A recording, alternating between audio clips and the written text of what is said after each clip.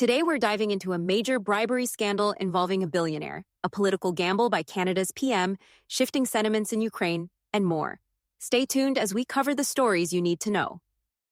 Adani Group chairman indicted in major U.S. corruption case. Gautam Adani, chairman of the Adani Group, faces charges in New York for bribery, fraud, and conspiracy.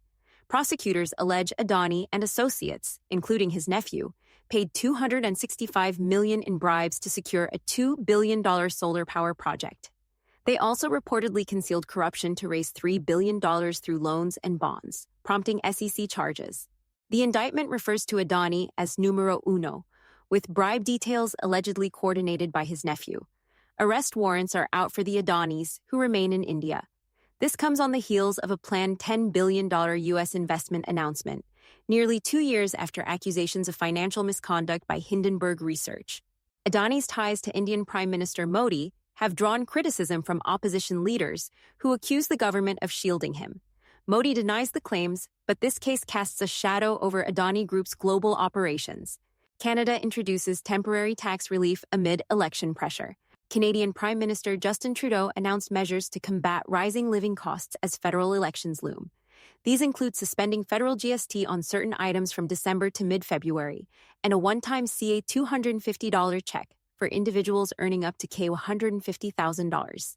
Trudeau stated the aim is to ease financial strain, but opposition leader Pierre Poilievre dismissed the measures as ineffective. With his party trailing Conservatives in polls, analysts view this as a strategic move to regain voter confidence. Trudeau's leadership, marked by declining support, faces a pivotal test ahead of the 2025 election deadline. Ukraine's sentiment shifts on war with Russia. A new Gallup poll reveals 52% of Ukrainians now favor negotiations with Russia, a significant drop in support for continued conflict compared to earlier in the war. Regional differences play a role, with areas farther from active fighting showing the largest shifts. Meanwhile, military tensions escalate as Ukraine uses U.S.-made missiles within Russian territory. In response, Russia deployed North Korean troops and lowered its nuclear weapon use threshold. As diplomatic options gain support, the geopolitical stakes remain high. Jersey Mike's acquired by Blackstone for $8 billion. Jersey Mike's, the fast-growing sandwich chain, has been acquired by private equity giant Blackstone. The deal, valuing the company at $8 billion, aims to fuel domestic and international expansion while enhancing technology. Founder Peter Cancro will remain CEO, emphasizing the potential for growth. Jersey Mike's rapid expansion, with over 2,800 locations and $3.3 billion in sales in 2023, positions it as a strong competitor to Subway. Blackstone's investment underscores its confidence in the brand's growth trajectory. Marjorie Taylor Greene to chair Government Efficiency Panel. Representative Marjorie Taylor Greene has been appointed chair of a new House subcommittee focused on government efficiency. Collaborating with figures like Elon Musk and Vivek Ramaswamy, the panel will target waste and streamline federal operations.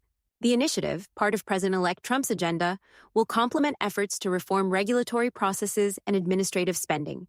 Critics question the effectiveness of such a partnership, but Greene expressed enthusiasm for the role, calling it an opportunity to get the chopping block going. Trump taps Dr. Janette Nesheiwat for Surgeon General. President-elect Trump has nominated Dr. Janette Nesheiwat as Surgeon General. A Fox News contributor and experienced medical professional, Nesheiwat has led relief efforts globally and worked extensively in clinical care. Trump praised her commitment to public health, highlighting her role in his Making America Healthy Again initiative.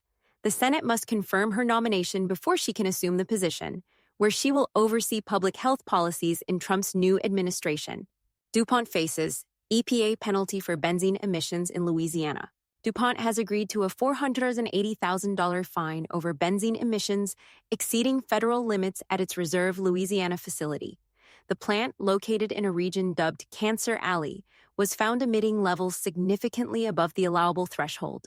While DuPont disputes the findings, it has taken corrective actions. The EPA continues monitoring, citing long-term health risks associated with benzene exposure. The case highlights ongoing concerns over environmental compliance in heavily industrialized areas. That's it for today's news recap. Be sure to like, comment, and subscribe for updates on these stories and more. See you next time.